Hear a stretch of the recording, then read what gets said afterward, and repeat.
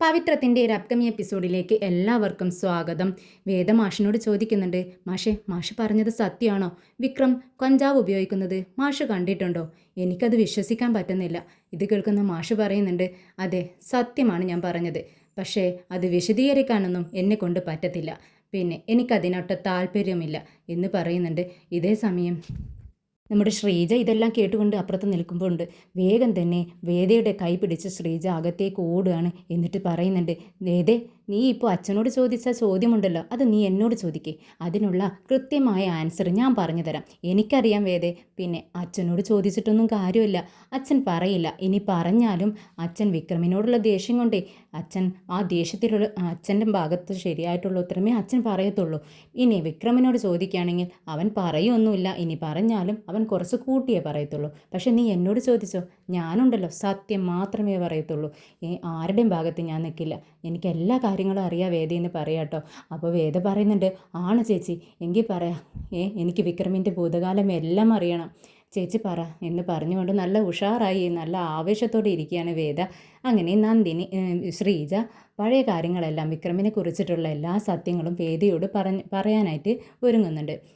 ശ്രീജ പറയുന്നുണ്ട്, നിനക്കറിയോ വിക്രമിനെ കുറിച്ച് പറയുകയാണെങ്കിൽ എനിക്ക് 100 നാവാ. അന്നും ഇന്നും എനിക്ക് വിക്രമിനെ ഇഷ്ടമാണ്. എൻ്റെ കല്യാണം കഴിഞ്ഞ് വരുമ്പോഴേ വിക്രം സ്കൂളിൽ പഠിക്കുന്ന സമയമാണ്. അവനെ എത്ര നല്ല കുട്ടിയായിരുന്നെന്ന് അറിയോ വേദേ. ചെറുപ്പമായാലും അവൻ്റെ സ്കൂൾ ജീവിതമായാലും അവൻ്റെ കോളേജിലെ ജീവിതമായാലും എല്ലാ സമയത്തും അവൻ നല്ല സ്വഭാവമുള്ള കുട്ടിയായിരുന്നു. നന്നായി പഠിക്കുമായിരുന്നു. കോളേജിലായാലും സ്കൂളിലായാലും അതിലുപരി പഠിക്കുന്ന സമയത്തും എല്ലാം അവൻ റാങ്ക് ഹോൾഡേഴ്സും ഗോൾഡ് മെഡൽ ഹോൾഡറും ഒക്കെ ആയിരുന്നു. നിനക്കറിയോ അവന് എന്നെ എന്ത് ഇഷ്ടമാണെന്നറിയോ? എനിക്കും അങ്ങനെ തന്നെയാണ്. അവനെ എൻ്റെ ആദ്യത്തെ കുട്ടിയെപ്പോലെ ഞാൻ കണ്ടിട്ടുള്ളൂ. അവൻ എന്നെ ഒരു അമ്മയെപ്പോലെയാണ് സ്നേഹിക്കുന്നത്. അച്ഛനും അമ്മയ്ക്കൊക്കെ ആണെങ്കിൽ അവൻ ഏറ്റവും പ്രിയപ്പെട്ടവനായിരുന്നു. അവന് തിരിച്ചും അങ്ങനെ തന്നെയായിരുന്നു. പക്ഷേ പെട്ടെന്ന് അതൊക്കെ അങ്ങ് പോയി കേട്ടോ. അവനെ അവരൊക്കെ സ്നേഹിക്കുന്നത് കണ്ടിട്ട് ഇവിടെയുള്ള എൻ്റെ ഏട്ടനും നമ്മുടെ വിനയനും എല്ലാവരും അസൂയ തോന്നിയിട്ടുണ്ട്. ചോദിക്കുകയും ചെയ്യും അച്ഛൻ്റെ അടുത്ത്, എന്തിനാ അവനെ ഇങ്ങനെ സ്നേഹിക്കുന്നത്? ഞങ്ങളങ്ങനെ സ്നേഹിക്കുന്നില്ലല്ലോ, നിങ്ങൾ രണ്ടിട്ട് കാണിക്കുകയല്ലേ എന്നൊക്കെ പറയൂ കേട്ടോ. അപ്പോൾ അച്ഛൻ പറയും, അതൊന്നും ഇല്ലടാ, അവൻ ചെറിയ കുട്ടിയല്ലേ, അതുകൊണ്ട് കുറച്ച് സ്നേഹം അവനെ കൊടുക്കുന്നേ ഉള്ളൂ. നിങ്ങളെല്ലാ മക്കളും ഞങ്ങൾക്ക് ഒരുപോലെയാ എന്നൊക്കെ പറയുന്നുണ്ട്. എന്നാൽ കമലാമ്മയാണെങ്കിലോ അപ്പോൾ പറയും, അതെ എനിക്കൊരു പെൺകുഞ്ഞ് വേണമെന്നുണ്ടായിരുന്നു. പക്ഷെ പിറന്നതോ 3 ആൺകുട്ടികൾ. അപ്പോൾ ഇവനെ ഞാൻ ചെറുപ്പത്തിൽ പെൺകുട്ടിയെപ്പോലെയൊക്കെ ഒരുക്കുമായിരുന്നു. അങ്ങനെയൊക്കെ നമ്മുടെ കമലാമ്മയും പറയൂ കേട്ടോ. ഞാൻ അങ്ങനെയൊക്കെ കേട്ടിട്ടുമുണ്ട്. പിന്നെ അതൊന്നും എനിക്ക് വിശ്വസിക്കാനേ പറ്റില്ലായിരുന്നു. ഒരു ദിവസം വിക്രമിൻ്റെ കോളേജിൽ ഒരു പ്രോഗ്രാം ഉണ്ടായിരുന്നു. ഒരു പരിപാടി നടക്കുകയായിരുന്നു. ഞങ്ങളെല്ലാവരും അങ്ങോട്ടേക്ക് ക്ഷണിച്ചവൻ. ഞങ്ങളൊക്കെ നല്ല അടിപൊളി ഡ്രസ്സൊക്കെ ധരിച്ച് ഞങ്ങൾ അങ്ങോട്ടേക്ക് പോയി. ആ ഫംഗ്ഷനിൽ വെച്ചിട്ടുണ്ടല്ലോ എത്ര മെഡലാണ് കിട്ടിയതെന്നറിയോ? Gold medal. എല്ലാ മെഡലും നമ്മുടെ വിക്രമിനായിരുന്നു. എല്ലാ സബ്ജക്റ്റിലും അവനായിരുന്നു ടോപ്പർ. ഞങ്ങളൊക്കെ അഭിമാനം കൊണ്ടിരിക്കുകയായിരുന്നു. ഇതേ സമയം അങ്ങോട്ടേക്ക് നമ്മുടെ ഇന്നത്തെ ശ്രീനിവാസനുണ്ടല്ലോ, അദ്ദേഹം കയറി വരുന്നുണ്ട് കേട്ടോ. അങ്ങനെ ശ്രീനിവാസൻ സാറാണെങ്കിൽ ഫംഗ്ഷനിൽ പങ്കെടുക്കാനൊന്നുമല്ല, സാർ അങ്ങോട്ട് കയറി വരുന്ന സമയത്ത് അവിടുത്തെ ജൂനിയേഴ്സ് ചിലരിങ്ങനെ കഞ്ചാവ് ഉപയോഗിക്കുന്നത് കാണുന്നുണ്ട്. അവിടെ ഒരു ബിസിനസ് നടക്കുന്നുണ്ട്. ശ്രീനിവാസൻ സാറാണെങ്കിൽ നല്ലൊരു മനുഷ്യനാണ്. ഇതിനെയെല്ലാം എതിർത്തുകൊണ്ടിരിക്കുന്ന ഒരു മനുഷ്യനാണ്. സാറ് വന്നതാണെങ്കിൽ ഇങ്ങനെയൊരു സംഭവം കോളേജിനുള്ളിൽ നടക്കുന്നുണ്ടെന്ന് അവിടെയുള്ള അധികാരികളെ അറിയിക്കാൻ വേണ്ടിയിട്ടാണ് വന്നിരിക്കുന്നത്. എന്നാൽ നമ്മുടെ വിക്രം ഇങ്ങനെ ഓരോ മെഡലും മേടിക്കാൻ വേണ്ടി ഇങ്ങനെ സ്റ്റേജിൽ കയറുന്നത് കണ്ട് ശ്രീനിവാസൻ സാർ ഇങ്ങനെ അത്ഭുതപ്പെട്ടിരുന്ന് നിൽക്കുകയാണ്. നമ്മളും ഈ കോളേജിലല്ലടാ പഠിച്ചത്, ഇവനും ഈ കോളേജിൽ തന്നെ പഠിച്ചിരിക്കുന്നത്, നമ്മളിങ്ങോട്ട് ഇതെല്ലാം മേടിച്ചിട്ടുണ്ടോടാ. പക്ഷേ ഇവന് ആളൊരു പുലിയാട്ടോ, ഭാവിയിലുണ്ടല്ലോ നല്ലൊരു മനുഷ്യനായി തീരുവൻ, ഉയർന്ന ഉദ്യോഗം കിട്ടും എന്നൊക്കെ ഇങ്ങനെ ഒപ്പമുള്ള ആളുകളോട് ഇങ്ങനെ പറയുന്നുണ്ട് ശ്രീനിവാസൻ. അപ്പോൾ ശ്രീനിവാസൻ ഒപ്പമുള്ള ആളോട് പറയുകയാണ്. അങ്ങനെ തന്നെ അവരും പറയുന്നുണ്ട്, അതെ ഒരു വാദ്യാരുടെ മകനാണ്, എല്ലാം നന്നായി പഠിക്കവൻ, നല്ല കുട്ടിയാ എന്നൊക്കെ ഇങ്ങനെ പറയുന്നുണ്ട്. അവിടെ വെച്ചാണ് ശ്രീനിവാസൻ സാറും വിക്രമിനെ ആദ്യമായി കാണുന്നത്. വിക്രം അദ്ദേഹത്തെ കണ്ടിട്ട് പോലുമില്ല. ഇങ്ങനെ വിക്രമിനെക്കുറിച്ച് ഇങ്ങനെ പറഞ്ഞുകൊണ്ടേ ഇരിക്കുന്ന സമയത്ത് പെട്ടെന്ന് കമലാമ്മ ശ്രീജ എന്ന് വിളിക്കുക കേട്ടോ. ശ്രീജ പെട്ടെന്ന് വേദയോട് പറയും, അമ്മ വിളിക്കുന്നു, ഞാൻ ചെല്ലട്ടെ കേട്ടോ. എന്താ ചേച്ചി, മുഴുവൻ കഥ പറഞ്ഞിട്ട് പോ ചേച്ചി, ഞാനിങ്ങനെ നല്ല ത്രില്ലടിച്ച് ഇരിക്കുകയായിരുന്നു ഈ കഥകളൊക്കെ കേട്ടിട്ട്. ചേച്ചി അത് പറഞ്ഞിട്ട് പോകുന്നിങ്ങനെ പറയട്ടോ വേദ. അപ്പോൾ ശ്രീജ, ഞാൻ ഇപ്പോൾ വരെ വേദ എന്ന് പറഞ്ഞുകൊണ്ട് അവിടെ നിന്ന് എഴുന്നേറ്റ് പോവാണ്. വേദ അങ്ങനെ പതുക്കെ ചെന്ന് ഹാളിൽ ചെല്ലുമ്പോൾ മാഷ് അവിടെ ഇരിക്കുന്നത് കാണുന്നുണ്ട്. പിന്നീട് ചിന്തിക്കും, എങ്കിൽ ശരി, ബാക്കി കഥ നമുക്ക് മാഷിനോടൊന്ന് ചോദിക്കാം, എന്നാൽ മാഷ് പറഞ്ഞു തരുമോ ഒന്ന് നോക്കട്ടെ എന്നൊക്കെ പറഞ്ഞുകൊണ്ട് വേദ മാഷിൻ്റെ അടുത്ത് ചെന്നിട്ട് ഇങ്ങനെ പറയുന്നുണ്ട്. അല്ലെങ്കിൽ മാഷേ, എന്തായിരിക്കും ശ്രീനിവാസൻ സാറും തമ്മിലുള്ള ബന്ധം? ഇത്രയും വിക്രം ശ്രീനിവാസൻ സാറിനെ വിശ്വസിക്കുന്നുണ്ടല്ലോ. അച്ഛനേക്കാളും വിശ്വാസം ശ്രീനിവാസനെ പോലെ സാറിനെയാണെന്നുള്ള മട്ടിൽ അവൻ്റെ പെരുമാറ്റം. എന്തായിരിക്കും അതിൻ്റെ പിന്നിലുള്ള കഥ എന്ന് ചോദിക്കുകയാണ്. ഇത് കേൾക്കുന്ന കമലാമ്മ പറയുന്നുണ്ട്, എന്താ മാഷേ, കഥ പറഞ്ഞു കൊടുക്കുന്നുണ്ടോ? പഴയ കഥകളൊക്കെ നിങ്ങൾ എന്തായാലും ഇവളെ ഒരുപാട് സ്നേഹിക്കുന്നുണ്ടല്ലോ, ഇപ്പോൾ പറഞ്ഞു കൊടുക്ക്. എന്നാൽ ഇത് കേൾക്കുന്ന മാഷ് കമലാമ്മയോട് ചോദിക്കുന്നുണ്ട്, എന്താ കമലം നീ ഇങ്ങനെ? എപ്പോൾ നോക്കിയാലും നീ ഈ കുട്ടിനോട് കടിച്ചു കീറിക്കൊണ്ടാണല്ലോ. നീ ഇങ്ങനെയൊന്നും ആയിരുന്നില്ലോ. കമലം എന്ന് പറഞ്ഞാൽ കമലത്തിൻ്റെ മുഖത്ത് നല്ലൊരു ഭാവമായിരുന്നു. ഒരു ശാന്തമായ നല്ല സ്നേഹത്തോടെയുള്ളൊരു സ്ത്രീയായിരുന്നു. പക്ഷേ ഇപ്പോൾ ആ ഭാവമെല്ലാം നിൻ്റെ മുഖത്തുനിന്ന് മാഞ്ഞിരിക്കുന്നു. ഇപ്പോൾ എപ്പോഴും നിൻ്റെ മുഖത്തേക്ക് നോക്കുമ്പോൾ അവിടെ ഒരു ദേഷ്യം പിടിച്ചൊരു രൂപമാണ്. എനിക്ക് കാണാൻ ഇഷ്ടമില്ലാത്തൊരു രൂപമാണ് കമലം അത്. നീ എന്തിനാ ഇങ്ങനെ ഏത് നേരം നോക്കിയാൽ ഇങ്ങനെ ദേഷ്യപ്പെടുന്നതെന്ന് ചോദിക്കുകയാണ്. ഇത് കേട്ട് കമലാമ്മ പറയുന്നുണ്ട്, നിങ്ങൾക്കറിയില്ലേ എന്ന് മുതലാണ് എൻ്റെ മുഖം ഇങ്ങനെ ആയി തുടങ്ങിയതെന്ന്? ഇതാ ഈ നിൽക്കുന്ന ഇവള് കാരണമാണ്. ഇവൾ എൻ്റെയൊക്കെ മകന് വേണ്ടി എതിരായി എന്ന് കോടതിയിൽ കയറിയോ അന്ന് മുതൽ എൻ്റെ മനസ്സ് പടപടായെന്ന് ഇടിക്കുകയാണ്. അന്ന് മുതലാണ് ഞാൻ ഇങ്ങനെ ആയത്. അത് നിങ്ങൾക്ക് അറിയാവുന്നതല്ലേ. ഇത് കേട്ട് മാഷ് പറയുന്നുണ്ട്, എന്തിനാ കമലം നീ ആ കുട്ടിയെ പഴിക്കുന്നത്? നിൻ്റെ മകൻ ചെയ്ത തെറ്റിന് ആ കുട്ടിയെ കുറ്റം പറഞ്ഞിട്ട് കാര്യമൊന്നുമില്ല. ഞാനൊന്നും പറയുന്നില്ല. നീ തീരുമാനിക്കുന്ന പോലെയൊക്കെ കാര്യങ്ങൾ നടക്കട്ടെ എന്നും പറഞ്ഞ് മാഷ് അവിടെ നിന്ന് എണീറ്റ് പോകുന്നുണ്ട്. എന്നാൽ കമല അമ്മ വേദിയുടെ നേരെ തിരിയാട്ടോ. ഇപ്പോൾ നിനക്ക് സമാധാനമായല്ലോ. ഇത്രയും കാലം എനിക്കെതിരായോ ഒന്നും മിണ്ടാത്ത മനുഷ്യനാണ് ഇപ്പോൾ എന്നെ വിമർശിച്ചുകൊണ്ട് പോയിരിക്കുന്നത്. നിനക്കിപ്പോൾ ഇതൊക്കെ കാണുമ്പോൾ നല്ല സന്തോഷമാവുന്നുണ്ടല്ലോ. പ്ലീസ് നീ ഇവിടെ നിന്ന് ഇറങ്ങിപ്പോവോ?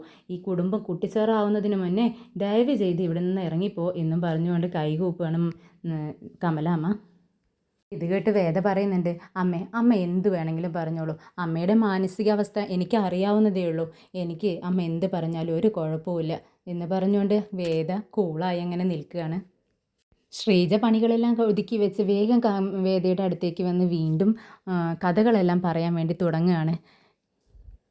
പണ്ടൊക്കെ ഉണ്ടല്ലോ, അവൻ പഠിക്കുന്ന കാലത്തെ അവൻ്റെ പിറകെ ഒരുപാട് പെൺകുട്ടികൾ ഇങ്ങനെ നടക്കുമായിരുന്നു. അവനെ കത്തൊക്കെ കൊടുത്തിട്ടുണ്ട്, ലവ് ലെറ്ററൊക്കെ. പക്ഷേ അവൻ അതൊന്നും എല്ലാം സ്വീകരിക്കും. പക്ഷെ അവരോടൊന്നും പറയത്തില്ല കേട്ടോ. അതെല്ലാം കൊണ്ടുവന്ന് എൻ്റെ അടുത്ത് തരും അവൻ എന്തുണ്ടെങ്കിലും അന്നത്തെ കാലത്ത് എന്തുണ്ടെങ്കിലും എൻ്റെ അടുത്ത് പറയുമായിരുന്നു. അത്രയും നല്ല കുട്ടിയായിരുന്നു. അവൻ്റെ കോളേജിൽ എന്ത് നടന്നാലും അവൻ എൻ്റെ അടുത്താണ് അത് ചർച്ച ചെയ്യുന്നത്. ആ ലവ് ലെറ്ററൊക്കെ കൊടുത്തിട്ട് എൻ്റെ അടുത്ത് തരും. ഇന്ന് ഞാനത് സൂക്ഷിച്ച് വെച്ചിട്ടുണ്ട് വേദയെന്ന് പറയുന്ന സമയത്ത് വേദ പറയുന്നുണ്ട്, ആണോ ചേച്ചി, അതെന്തായാലും എനിക്ക് തരണം കേട്ടോ, ഞാൻ ഒഴിവുള്ളപ്പോഴൊക്കെ എടുത്തിട്ട് വായിച്ചോളാം. അതൊക്കെ ഒരു രസമല്ലേ ചേച്ചി എന്ന് പറയുന്നുണ്ട്. നമ്മുടെ രാധയ്ക്കുണ്ടല്ലോ, നമ്മുടെ വിക്രമിനെ പണ്ടും ഇതേ സ്നേഹ വിക്രമിനോട്. അവളെ പ്ലസ് ടുവിൽ പഠിച്ച് എങ്ങനെയെങ്കിലും പ്ലസ് ടു പാസ്സായിട്ട് വിക്രമിനെ കല്യാണം കഴിക്കണം പറഞ്ഞുകൊണ്ട് ഇരിക്കുകയായിരുന്നു. പക്ഷേ വിക്രമിന് തിരിച്ചങ്ങോട്ട് അങ്ങനെയുള്ള സ്നേഹമൊന്നും ഉണ്ടായിരുന്നില്ല കേട്ടോ. അവനക്ക് എപ്പോഴും പഠിക്കുക എന്നുള്ളൊരു ചിന്ത മാത്രമേ ഉള്ളൂ. പഠിച്ച് IAS എടുക്കണം എന്നായിരുന്നു അവൻ്റെ ചിന്ത. അവന് അച്ഛൻ്റെ ഇഷ്ടത്തിനനുസരിച്ച് മാത്രമായിരുന്നു അവൻ ജീവിച്ചിരുന്നത്. ഒരു ദിവസം അവൻ കോളേജിൽ ഫ്രണ്ട്സിനോടൊപ്പമൊക്കെ ഇരുന്നിട്ട് ഇങ്ങനെ പഠിക്കുകയായിരുന്നു. പുറത്ത് വെച്ച് ക്ലാസ് റൂമിലല്ലാതെ മരത്തിന് ചുവട്ടിലിരുന്ന് പഠിക്കുന്ന സമയത്ത് അങ്ങോട്ടേക്ക് അവിടുത്തെ ജൂനിയേഴ്സ് കഞ്ചാവ് വിൽക്കുന്ന ടീം വരുന്നുണ്ട്. അവരെല്ലാ കുട്ടികൾക്കും ഇത് സപ്ലൈ ചെയ്യുന്നത് വിക്രമും ഫ്രണ്ട്സും കാണുന്നുണ്ട്.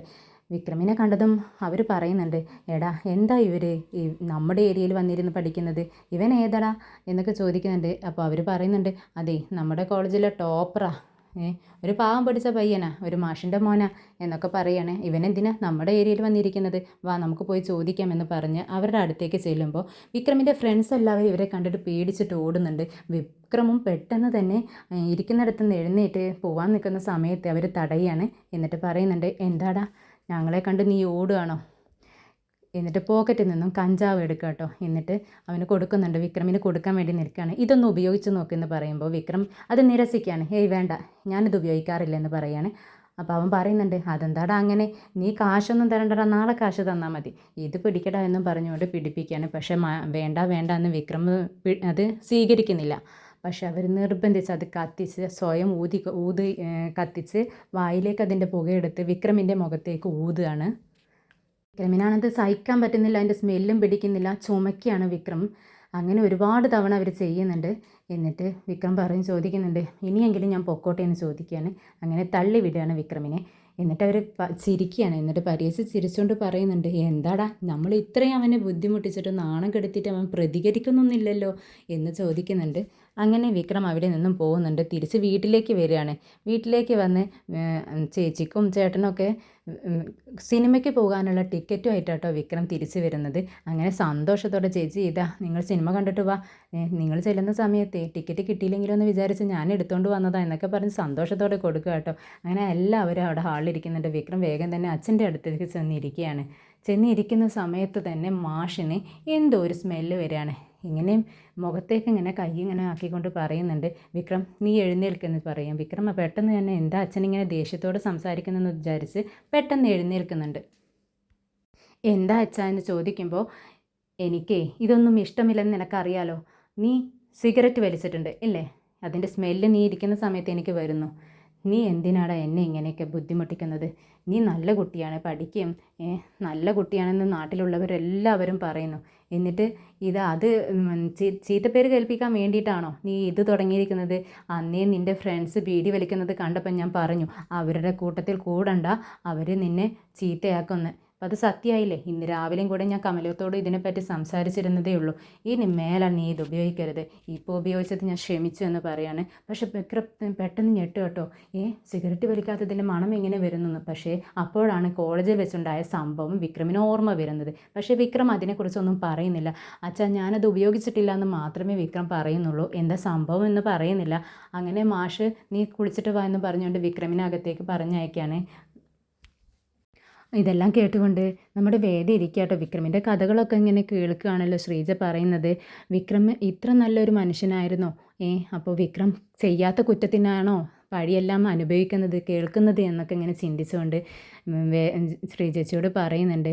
അപ്പോൾ ഇത്രയും വലിയൊരു മാഷായിട്ടും നമ്മുടെ അച്ഛന് വിക്രമിനെ മനസ്സിലാക്കാൻ പറ്റിയില്ലേ? എന്തുകൊണ്ട് ഈ മാഷ് മനസ്സിലാക്കിയില്ല എന്നൊക്കെ ചോദിക്കുക കേട്ടോ. അപ്പോൾ ശ്രീജ പറയുന്നുണ്ട്, അതെ എനിക്ക് അന്ന് ഇതിനെക്കുറിച്ച് സത്യം ഒന്നും പുറത്ത് പറയാൻ പറ്റിയിട്ടില്ല വേദേ, ഇന്നേ വരെ എനിക്ക് പറ്റുന്നില്ല. അച്ഛൻ്റെ മുഖത്ത് നോക്കി അങ്ങനെയൊന്നും സംസാരിക്കാനോ ഒന്നും എനിക്ക് പറ്റുന്നില്ല.